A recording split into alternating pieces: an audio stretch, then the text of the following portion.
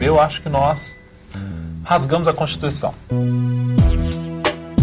A reação das cotas está nesse ponto. Nós estamos disputando o poder da sociedade. Um poder que sempre foi desigual.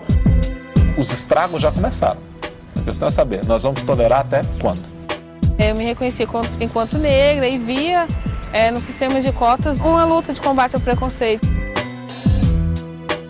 O que é a cota racial na universidade? É o germe da separação. O medo do conflito é isso, é o medo da transformação. Preto e branco é cor. Só existe uma raça que é a raça humana.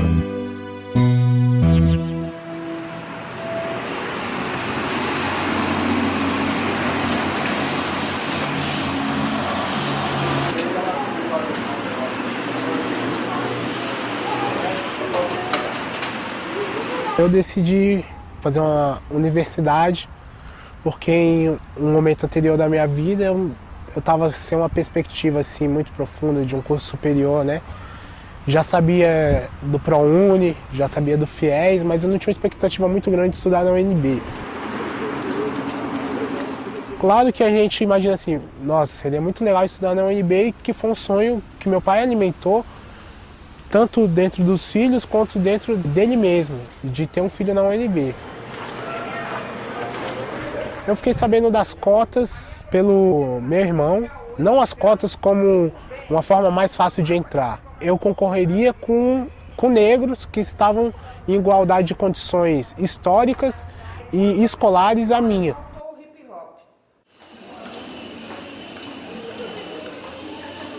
Eu, na verdade, comecei a estudar esse tema das cotas raciais, das ações afirmativas, porque este foi o meu tema de mestrado. Eu acredito que essa opção da UNB por assumir uma universidade racializada está longe de promover a igualdade pretendida. Pelo contrário, incita a racialização na medida em que cria guetos de cidadãos brancos e de cidadãos negros. E você poderia ter outros mecanismos para poder integrar os negros que não fosse a partir de cotas raciais.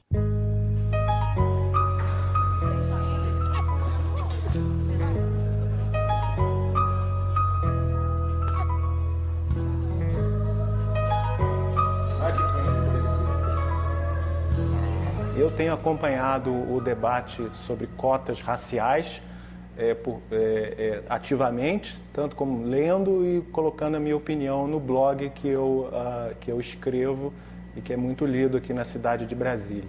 O vestibular mede a inteligência e a inteligência não é afetada pela quantidade de melanina, pelo formato do nariz, pelo tipo de lábio que a pessoa tem, não é afetado. Qual é um país que tem dois grupos étnicos ou raciais praticamente da mesma proporção, como 48, 46, e que um deles reduziu outros a menos de 1% no mundo acadêmico? Mostre-me qual é o país onde isso existe. Se você não tiver cota na graduação, como é que vai chegar lá em cima?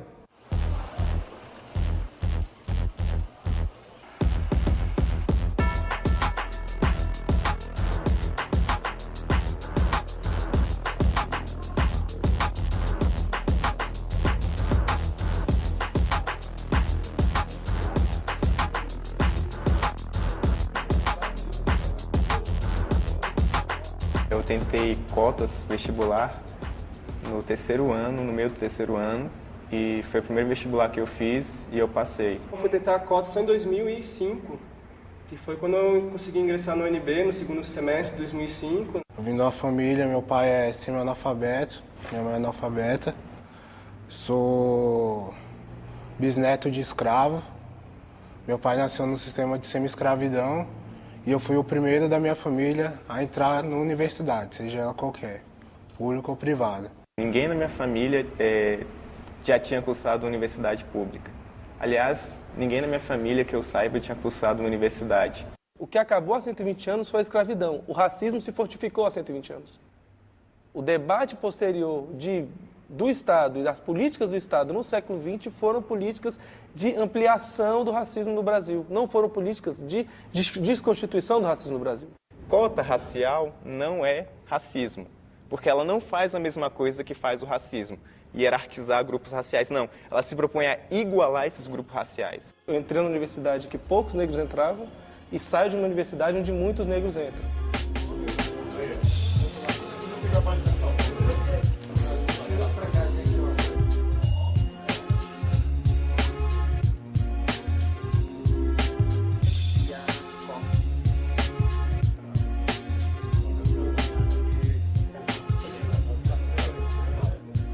Para mim, causou bastante perplexidade desde a primeira vez que eu ouvi falar sobre cotas. Não é? Eu penso nas pessoas no Brasil, num país democrático, como iguais. E para mim foi muito interessante verificar que estava se propondo, isso antes de serem aplicados, estava se propondo fazer diferenciação por raça, num país cuja Constituição abomina o racismo. Eu vim de uma cultura onde a excelência era valorizada, a excelência acadêmica era valorizada e que era importante você se destacar. Entrei na universidade com um pensamento um pouco nessa linha. Aí quando eu chego na universidade eu vejo que tem na minha sala a nota de corte do Sistema Universal foi 180, mas entrou uma pessoa com 30 no vestibular. Aí eu fico pensando, pô, essa pessoa que entrou com 30, ela tirou a vaga de um garoto que tirou 175. A questão é quando você tem esse estudo, você passa, você se dedica mais e você encontra um colega seu que dividiu os mesmos professores, os mesmos círculos e tá lá e passou por cotas. Essas são pessoas assim que não tiveram nenhuma dificuldade na vida acadêmica para entrar numa universidade do que eu tive. Nós temos que garantir o acesso à universidade desde que essa pessoa tenha condição de cursar a universidade com uma qualidade boa, que possa sair no mesmo nível dos outros alunos. Essa história de que a pessoa não consegue chegar ao ensino superior ou não consegue se formar porque é negra, porque é mestiça, parda, ou preta, ou marrom bombó, isso é mentira.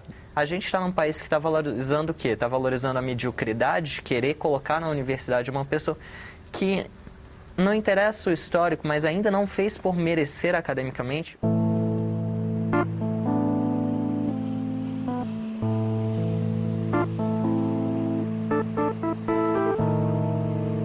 Meus pais são nordestinos, do interior do Pernambuco. Eles começaram a trabalhar muito cedo, né? No corte da cana, nas fazendas produtoras de engenhos de cana-de-açúcar, no regime de semi-escravidão, em que os filhos dos negros das famílias não tinham direito de estudar, né? Meu pai sempre tentou correr atrás dos direitos deles. Ele aprendeu a ler, mas não desenvolveu a escrita. Então ele começou a estudar esses direitos. E como cidadão, ele sempre primou por esse direito de ter uma escola para os filhos dele estudar, uma escola de qualidade. Um grande cientista, simultaneamente.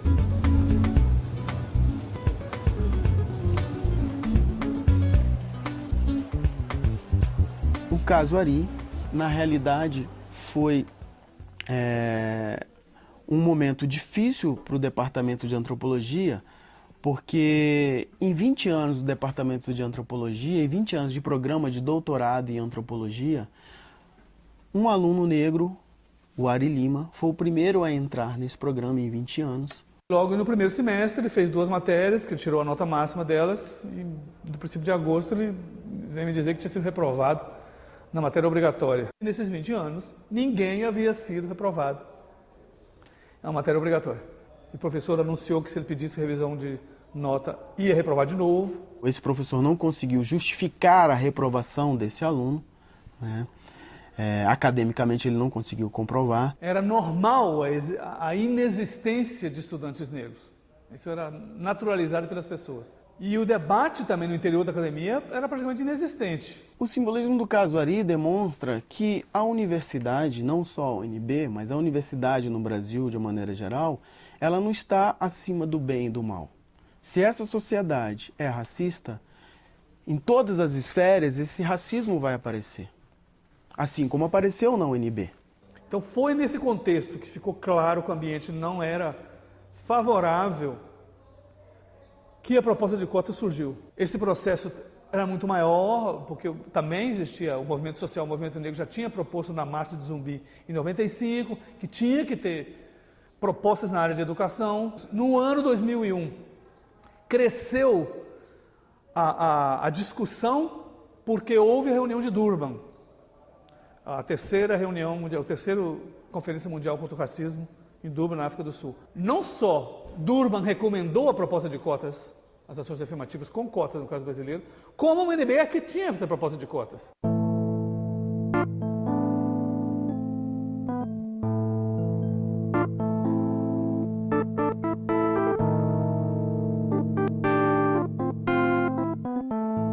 Não houve uma discussão ampla, se dizem que houve mentira, houve uma discussão apenas no Conselho Universitário. Quando me perguntaram no meu departamento, eu falei que eu era contra, sempre fui contra, mas a minha opinião não serviu para nada. E a mesma forma que a opinião de centenas de colegas não serviu para nada.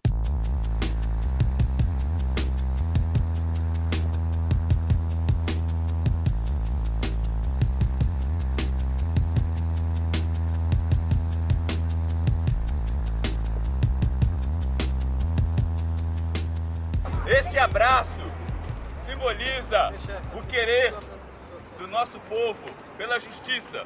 Dos filhos desses sólias mães, gentil, pátria amada, Brasil. Não reconhecer o nosso direito de entrar na universidade? Tchê, Zumbi, Antônio Conselheiro, na luta por justiça somos todos companheiros. Parem de perseguir a comunidade negra.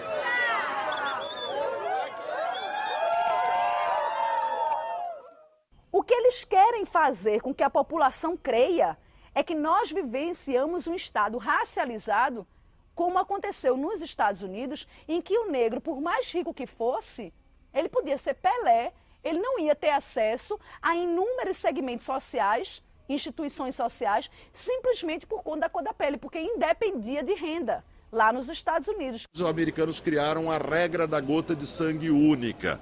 Pela regra da gota de sangue única, se você tem um ancestral negro de qualquer geração, você é negro. E por essa regra pode-se aplicar leis de segregação, porque cada indivíduo terá um lugar definido na aquarela das raças. Boa noite, vamos começar aqui nossa reunião, essa audiência do coletivo de articulação em defesa das cotas. A posição da UNB em relação às cotas já está tirada, a UNB é favorável às cotas. Tem que avançar na constituição desse projeto na sociedade. O que a gente está querendo é potencializar, digamos assim, essa discussão. Precisa de ações como vocês bem disseram. As cotas são necessárias num país como este, que se aproxima da apartação, do apartheid, e que, para se desenvolver plenamente, precisa integrar esta força social que é no país representada por uma maioria de negros e de pardos excluídos do seu melhor desempenho. Veloso, Vicentinho, Renato da Instituição, João Negro.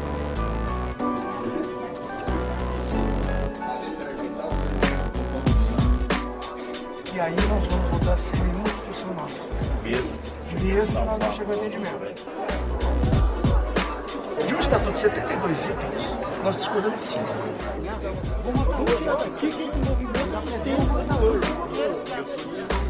Nós precisamos de manter na pauta do dia de hoje. Parece que vivem em outro país. Não, senhora. Não, senhora. Nós estamos evitando que racialize o Brasil. O Brasil não vai ser um país tricolor, rapaz. O IBGE que eu consulto é o mesmo que você consulta, não é? Não é? Você não vê as estatísticas do Brasil? Escolaridade, renda, emprego, tudo é igual. Não tem discriminação racial. Nós defendemos. Nós temos 95% do estatuto. Nós temos o que está errado é quando vai para a racialização. É isso que eu vou fazer. Promover isso nós vamos fazer, mas isso se faz com cota social. Não se faz por cota de cor. O que é a cota racial na universidade? É o germe da separação. É o germe do conflito. né? É o vírus da destruição, pode ser pequenininho lá, né? Mas é o vírus da destruição dessa coisa bonita que a gente tem de ser tudo misturado. Nós só somos tratados como iguais quando dizemos amém e abaixamos a cabeça. Nós não queremos isso. Nós queremos que todos se olhem como iguais.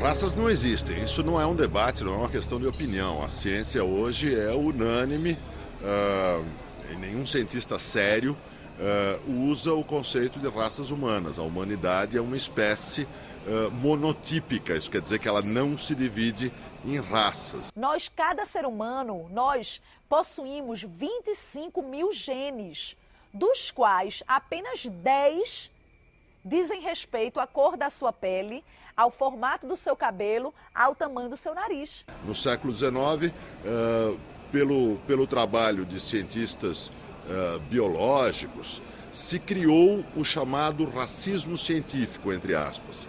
Se inventaram as raças no campo da biologia. O geneticista Sérgio Pena, que é um geneticista importantíssimo da Universidade Federal de Minas Gerais, ele pegou algumas personalidades negras no Brasil, como foi o caso Neguinho da Beija-Flor e foi o caso também da ginasta Daiane dos Santos. Ele verificou que a ancestralidade genômica de Neguinho da Beija-Flor é 70% europeia. Ou seja, Neguinho da Beija-Flor é mais europeu, ele tem mais ancestrais europeus do que efetivamente ancestrais africanos, apesar de ele, na aparência, ser negro. Por que o Neguinho da Beija-Flor é chamado de Neguinho da Beija-Flor e não de Branquinho da Beija-Flor e não de Europeuzinho da Beija-Flor? Por que o Neguinho da Beija-Flor vem de um grupo, de escolas de samba, etc., de regiões da periferia, que são majoritariamente negras? Se raça existe num sentido biológico, os negros existem, certo? E estão fora das universidades. A questão histórica, a questão política, a questão de racismo é o fato de que temos uma população negra de secundaristas negros que não conseguem entrar nas universidades. A ciência não prova a existência de Deus, mas as pessoas creem na existência de Deus. Fazendo um paralelo, a ciência não prova a existência de raça, mas as pessoas creem na ideia de raça.